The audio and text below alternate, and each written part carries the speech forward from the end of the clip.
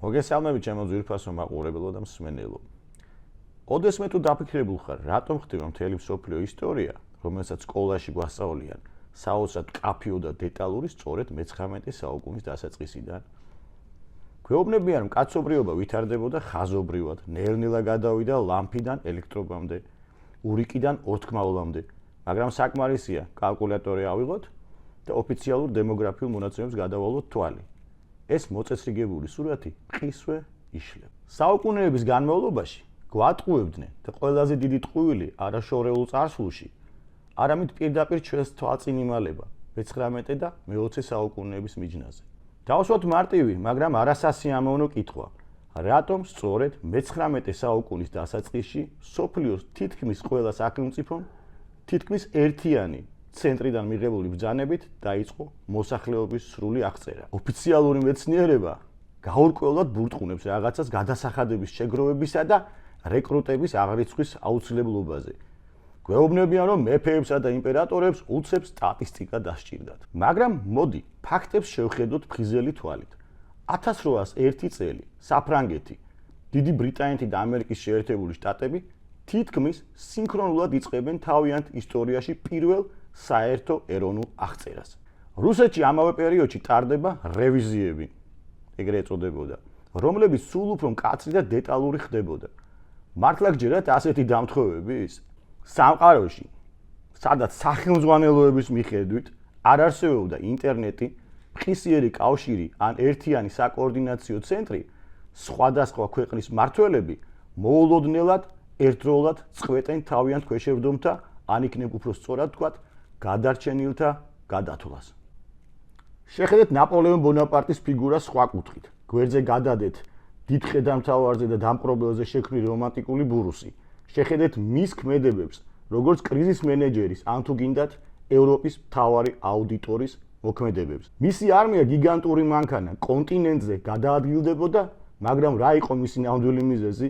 ტერიტორიების დაპყრობა თუ იმის ინვენტარიზაცია, რაც დარჩა რაღაც გლობალური მოვლენის შემდეგ, რომელზეც ისტორიკოსები დუმილს ამჯობინებენ. უცნაურობები იწყება მაშინ, როცა ნაპოლეონის ომების ლოჯისტიკას ვაანალიზებთ. 100,000-იანი არმია გადაადგილდება გზებზე, რომლებიც იმდროინდელი ინფრასტრუქტურის მდგომარეობიდან გამომდინარე, საერთოდ არ უნდა არსებობდეს ასეთი ხარისხი. მათ ამ მიაქვთ ტონობით საკვები, ზარბაზნები, საბრძოლო მასალა, მაგრამ სად მიდიან ისინი? ეს არის საკითხავი. მიდიან ქალაქებში, რომლებიც იმდროინდელ გრავიურებსა და ნახატებზე დიდებულად გამოიყურება, თუმცა საეჭვოდ უსიცოცხლოა. გაიხსენეთ 1812 წლის ცნობილი ლაშქრობა მოსკოვზე. ოფიციალური ვერსია ამბობს, რომ კუტუზოვმა ქალაქი დათმო, რათა არმია გადაერჩინა თურმე. ხოლო ნაპოლეონი ცარიელ დედაქალაქში შევიდა. მაგრამ რატომ იყო ის ცარიელი? გვეუბნებიან, მოსახლეობა წავიდა 200,000-ზე მეტი ადამიანი ერთდროულად ფეხით, ნივთებით, მოხუცებით და ბავშვებით. ნებისმიერ ლოჯისტიკის მცოდნეს პროფესიონალს, ხო? ანუ ლოჯისტიკოსი, გეტყვით, რომ იმ დროის პირობებში ასეთი ევაკუაცია ლოჯისტიკური კოშმარია, რომლის განხორციელება შეუძლებელია გიგანტური მსხვერპლისა და ქაოსის გარეშე. და თუ ქალაქი უკვე ცარიელი იყო მანამდე, სანამ რუსული და ფრანგული ჯარები მივიდოდნენ, ეს არის საკითხავი. ნებისმიერი ლოჯისტიკოსი გეტყვით, რომ იმ დროის პირობებში ასეთი ევაკუაცია ლოჯისტიკური კოშმარია, რომლის განხორციელება შეუძლებელია გიგანტური მსხვერპლისა და ქაოსის გარეშე. და თუ ქალაქი უკვე ცარიელი იყო მანამდე, ესე დავუსვათ საკითხი, სანამ რუსული და ფრანგული ჯარები მივიდოდნენ, იქნებ ნაპოლეონი სრულიადაც არ მიდიოდა აყვავებული ქალაქის დასაპყრობად, არამედ მკვდარ ქალაქში გადარჩენილი ქონების მდგომარეობის დასაფიქსირებლად ხდებოდა ეს ყველაფერი. აქ მივუახლოვდებით მე-19 საუკუნის მთავარ წინააღმდეგობას, თომას მალთუსის პარადოქსს. სწორედ ამ დროს, საუკუნეთა მიჯნაზე, ეს ინგლისელი მეცნიერი აკვენებს ეგეთ თეორიას, რომ მოსახლეობა გეომეტრიული პროგრესიით იზრდება, ხოლო რესურსები არითმეტიკულით. ის ხმამაღლა საუბრობდა გადაჭარბებულ მოსახლეობაზე, მაგრამ გადავხედოთ იმდროინდელ არქიტექტურასა და ქალაქების გეგმებს. უკიდურესად ფართო პროსპექტები, გათვლილი მანქანების ნაკადებზე, რომლებიც ჯერ არც არსებობდა, როგორც გვეუბნებიან. გიგანტური მოედნები, უზარმაზარი კარის ღიობები, მაღალი ჭერი, ყველაფერი აშენებულია ისეთი მასშტაბით, თითქოს გიგანტებისთვის ან უზარმაზარი რაოდენობის ხალხისთვის. მაგრამ იმ წლების ნახატებზე მხოლოდ იშვიათად ჩანს ძალიან ცოტა ადამიანთა პატარა ჯგუფები, რომლებიც თავს აფარებენ ციკლოპური ნანგრევების და დიდებული შენობების ფონზე, შენობების, რომელთა აშენებას აშკარად მათ არ შეეძლოთ. რატომ დასჭირდა მალთუს გადაჭარბებული მოსახლეობის იდეის გამოგონება სამყაროში, რომელიც ნახევრად ამოწყვეტილს გავდა? უცნაური არა. პასუხი მარტივი და შემზარავია. ეს იყო საინფორმაციო ფარდა, ეგრეთ წოდებული, კვამლის ფარდა, რომელსაც უნდა დაემალა ადამიანთა რაოდენობის კატასტროფული შემცირება. ხელისუფლებას უნდა აეხსნა, რატომ იდგა ქალაქები ნახევრად სარიელი და რატომ ინგრეოდა ინფრასტრუქტურა, მათ სიტუაცია თავდაყირა დააყენეს იმის ნაცვლად, რომ ეღიარებინათ კაცობრიობა გადაშენების ზღვარზეა. მე მგონი დღევანდელ დღეს ძალიან გავს, არა? განაცხადეს, რომ ჩვენ ზედმეტად ბევრნი ვართ, ეს манипуляციის კლასიკური ხერხია. დაადანაშაულებს ხვერპლი იმაში, რაც არ არსებობს, რათა დამალო ის, რაც რეალურად არის. აი დაუბრუნდეთ აღწერებს. რუსეთშია ეს პროცესი ძალიან საინტერესო. ნახეთ რა ქვია.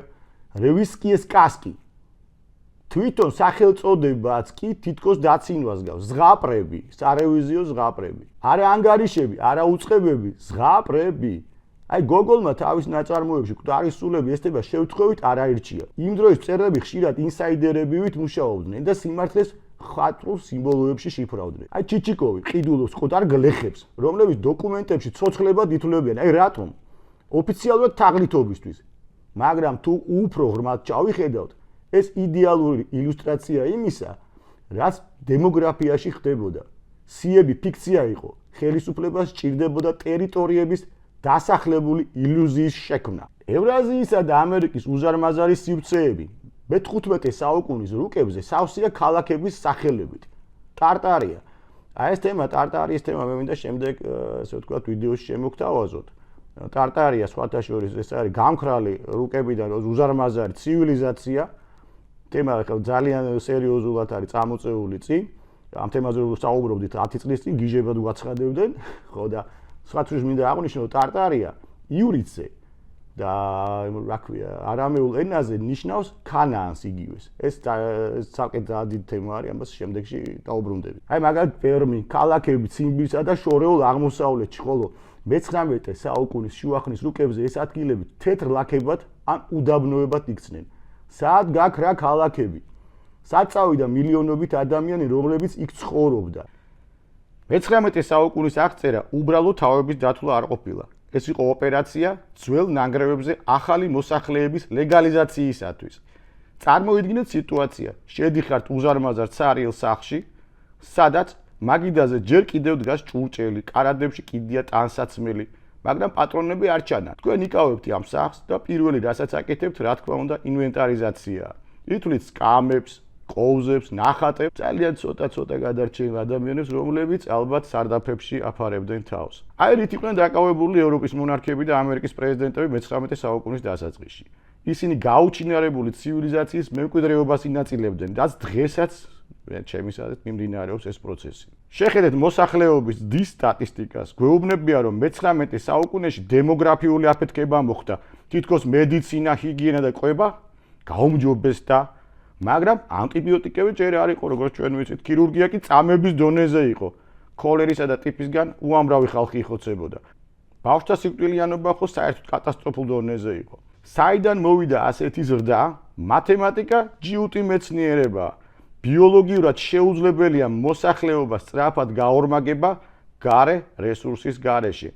თუ მხოლოდ ისე არ მოხდა, რომ აღწერამდე ციფრები ხელოვნურად იყო შემცირებული, ან უცებ დიდი რაოდენობით ზასრული ადამიანები გამოჩნდნენ. ხედავთ უცნაურ დოკუმენტებს გლეხთა გადასახლებაზე, ცარიელი მიწების კოლონიზაციაზე, ათასობით ადამიანს აგზავნიან ციმბირში, ამერიკაში, ავსტრალიაში, მაგრამ ვინ იყვნენ ისინი? საიდან მოვიდნენ? ჭყალებში გადაჭარბებულად დასახლებულ ევროპაში, თუ თავად ევროპა ნანგრევებით იყო სავსე.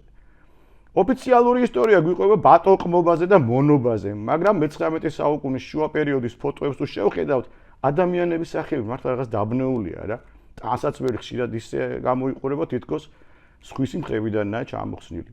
ისინი დგანან შენობების ფონზე, რომელთა აგურის წყობა, თაღები, დეკორი იმდენად რთულია, რომ დღეს მათი გამეორება შეუძლებელია 3D პრინტერებისა და CNC დანადგარების გარეშე. და ეს ადამიანები ამ სასახლეებს იყენებდნენ როგორც ბეღლებსა და საჯინიბოებს, ნუ თუ დიდი ნაგებობების მშენებლები ასე ბარბაროსულად მოექცეოდნენ საკუთარ ქმნილებებს. არა, ბარბაროსები იყვნენ ისინი, ვინც მზა ნაგებობებში მოვიდნენ. აღწერის მიზანი ერთი იყო: ახალი ელიტებისათვის ძველი სამყაროს ნარჩენებზე საკუთრების უფლების დამაგრება. მაგრამ ამ ფალსიფიკაციის მასშტაბის გასაგებად უფრო ყურადღებით დავაკვირდეთ ობიექტებს, რომლებიც ამ ხალხს გარს ერტყა.